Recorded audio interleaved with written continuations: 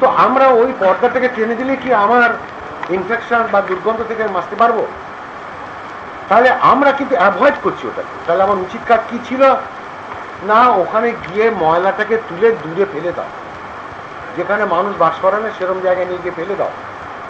কিন্তু আমরা তা করছি না। আমরা বলছি আমার দরজার থেকে আমি দূরে সরিয়ে দিলাম, তোর তোর দরজায় যা, আমার এখান থেকে ঝাড় দিয়ে তোর দরজার সামনে ফেলে দিই। এ কি মনোভাব? এইরকম আমাদের মনের দুর্দশা এসেছে। আমরা কেউ কাজ করতে চাইবো না, আমরা কেউ ভালো কাজ করতে চাইবো না। এটা কি হচ্ছে? কিন্তু পাগল মানুষ তো এখন সত্যি উন্মাদ হয়ে গেছে। মানুষ তো নিজে ভালো চাইছে না। তো কেউ যদি ভালো না চায় তাকে কে ভালো করতে পারে? কোন বাপ মা আছে যে সে চায় না যে তার ছেলেটা ভালো হোক? কিন্তু ছেলে বকাটে হয়ে যাচ্ছে, নষ্ট হয়ে যাচ্ছে। কেন?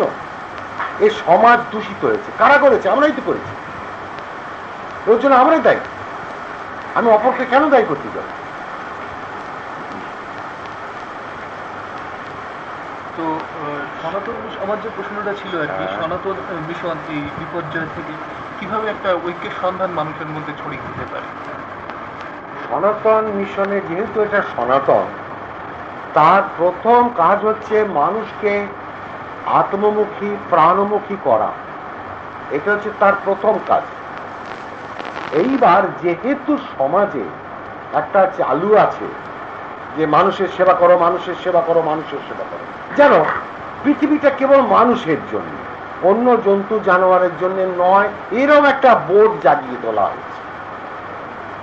তো সেই আমরাও তো মানুষ, আর এই দূষিত সমাজেই বাস করছি, তাই আমরাও একটু মানুষের সেবা করার চেষ্টা করছি। কিন্তু ওটা আমাদের মূল উদ্দেশ্য নয়। ওই মানুষকে খিচুড়ি খাওয়াবো, তাদের রোগ হলে তাদের সামনে গিয়ে দাঁড়াবো, তাদের ওষুধপত্র দিয়ে সেবা করব। হ্যাঁ, মানুষ হিসেবে তো ওটা আমার, ওর সঙ্গে ধর্মের কোনো সম্পর্ক নেই। কিন্তু ওটা আমার মানুষ হিসেবে আমার কর্তব্য। সে তো আমার পাড়ার লোকটা যখন অসুস্থ হয়ে যায় তাকে আমরা 5 জন মিলে তাকে ডাক্তারের কাছে নিয়ে যাই, হাসপাতালে নিয়ে যাই। সেই রকম ভাবে আমরা ওটাকে একটু আধটু করি যতটা পারি। কিন্তু আমাদের মূল উদ্দেশ্যটা কোথায়? আমাদের কিন্তু ওটা সেবা প্রতিষ্ঠান নয়, আমাদের ওটা হচ্ছে সনাতন প্রতিষ্ঠান। অর্থাৎ এই দেহটা কিন্তু সনাতন নয়, দেহটা ক্ষণস্থায়ী।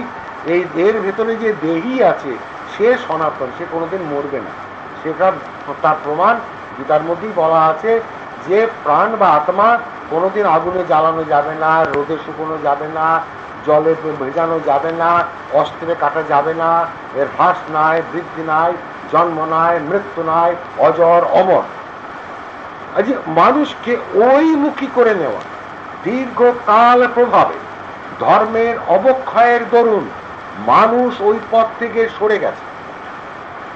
আমরা আমাদের আপ্রাণ চেষ্টা মানুষকে প্রাণমুখী করা, প্রাণহি ভগবান ঈশ্বর, এই মুখী করলেই মানুষ সৎ মানুষে পরিণত হবে। ঘরে ঘরে সৎ পিতামাতা হবে, তাদের থেকে যে সন্তান জন্মাবে তারাও সৎ হবে। কারণ সংসার হলো মানুষ তৈরির কারখানা। অতএব সংসারকে আগে পবিত্র করো, সংসারকে আত্মমুখী করো, আপনা থেকে ভালো মানুষ আসবে। এইটাই আমাদের জীবনে আমাদের সনাতন মিশনের লক্ষ্য। অর্থাৎ আমরা ঘরে ঘরে ঢুকে মানুষকে এইটাই বলতে চাই, তোমরা প্রাণের সেবা করো, দেহের সেবা নয়, দেহির সেবা করো। এবার শেষ প্রশ্ন করবো আমার, এটা করে আমি শেষ করে দেবো আমার এটা। সেটা হচ্ছে, আমি এবার আপনার একটা ব্যক্তিগত বিশ্বাসের কথা জানতে চাই।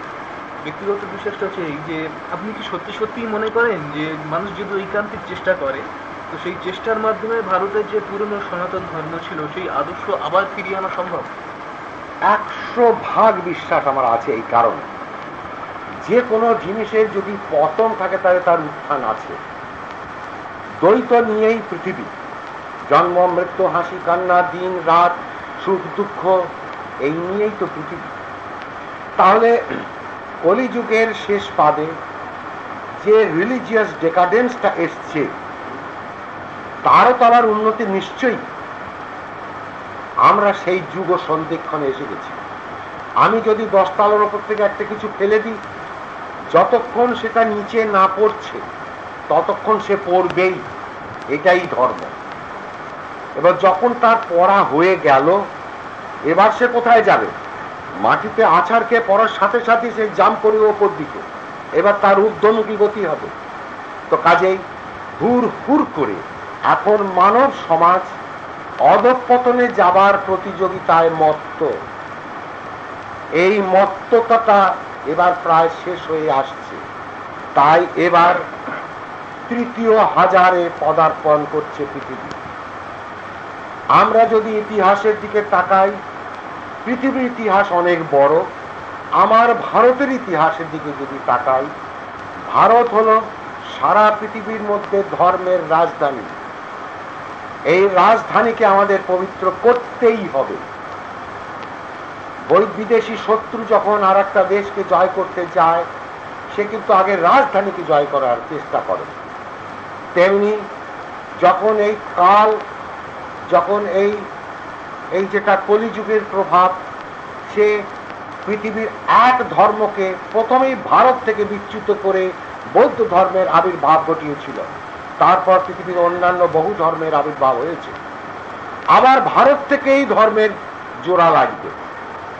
কাজেই এই যে ভারতের ইতিহাসে প্রতি 1000 বছরের ইতিহাস যদি আমরা দেখি, তাহলে বিশাল বিশাল পরিবর্তন আমরা দেখতে পাচ্ছি। কাজে আর 1-1.5 বছর পরে আমাদের এই পৃথিবী তৃতীয় হাজারে পদার্পণ করছে। তাই আজ পৃথিবী আগ্নেয়গিরির মুখে, অর্থাৎ চূড়ান্ত পরিবর্তনের মুখোমুখি এসে দাঁড়িয়ে গেছে। হয় এসপার না হয় ওসপার। কিসের? হে মন্দ, তুমি এতদিন আমাদের দারুণ ভুগিয়েছ, আমরা মন্দের শিক্ষা অনেক পেয়েছি, আর মন্দকে চাই না, এবার ভালোর দিকে আমরা যেতে চাই। তাই ভারতবাসীর হৃদয় আজকে কাঁদছে, মন্দ থেকে তারা বেরিয়ে আসতে চায়। কিন্তু ভারতবাসীর অন্তরাত্মাকে আজ আমার দেশের নেতারা বুঝতে পারছে না। তারা বুঝতে পারছে না, কারণ বুঝতে গেলে যে জ্ঞানের দরকার, সে জ্ঞান তাদের নাই। কারণ যারা জ্ঞানী তাদের কাছে গিয়ে তারা সে জ্ঞান নিচ্ছে না।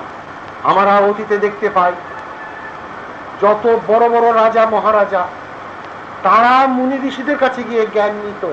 আর এখনকার যারা ধর্মের প্রচারক, তারা রাজনৈতিক নেতাদের কাছে গিয়ে আশ্রয় নেয়। উল্টোটা এসছে। ঠিক যেরকম ফুল মৌমাছির কাছে গিয়ে বলছে আমার কাছে মধু আছে, তুই খাবি আয়। আর অতীতে আমরা শিক্ষা পাই, মৌমাছি খুঁজে বেড়ায় কোন ফুলের মধ্যে মধু আছে। এই রকম পরিবর্তন পৃথিবীতে এসেছে। তো এটারও পরিবর্তন অবশ্যম্ভাবী। সেই যুগ সন্ধিক্ষণ এসে গেছে। আমরা যারা অতি বৃদ্ধ, আমরা হয়তো দেখতে পাবো না, কিন্তু এখন যারা যুবক, তারা দেখবে, চূড়ান্ত মন্দের দিকটাও দেখবে, আবার চূড়ান্ত ভালোর দিকটাও তারা দেখবে। আমাদের মতো যারা বৃদ্ধ, যারা 47 সালে স্বাধীনতার অনেক বছর আগের থেকে দেখে এসেছি, যে বাঙালিকে, যে ভারতবর্ষকে আজ এটা অনেক পাল্টে গেছে। এই পাল্টানোটা আমাদের দৃষ্টিতে আসছে, কিন্তু 47 সালের পর থেকে যারা জন্ম হয়েছে, তারা এটা বুঝতে পারবে না যে কি বিশাল পরিবর্তন এই মানুষের জীবনে এসেছে। বুঝতে তারা পারবে না, কারণ সে দৃষ্টি তাদের নাই, তারা আগেরটা দেখেনি। কাজে এখন যারা যুবক বা যারা নব্য শিশু হয়ে জন্মাচ্ছে, তারা এখনকার চূড়ান্ত মন্দটা দেখছে। আগামী তৃতীয় 1000 বছরে যেটা পদার্পণ, তার ভালোটাও তারা দেখে তারা লাকি, তারা সৌভাগ্যবান। তারা চূড়ান্ত মন্দ এবং সুন্দর ভালো উভয় দিক তারা দেখে যেতে পারবে। আমরা অতটা সৌভাগ্যবান হতে পারবো বলে মনে করি না। কাজে পরিবর্তন তো অবশ্যম্ভাবী। আমাদের মানব জীবনেও যদি আমরা দেখি, তাহলে সারা জীবন কি আমরা হাসতে হাসতে পার করতে পারি কি? কখনো হাসি, কখনো কান্না, কখনো সুখ, কখনো দুঃখ, এ তো আমাদের জীবনে তোলপাড় করছে। ঠিক সেরকম সমাজ জীবন, দেশের জীবন, সমগ্র মনুষ্য জীবন, তার উপরও এগুলোই আছে। সে পরিবর্তন আসছে।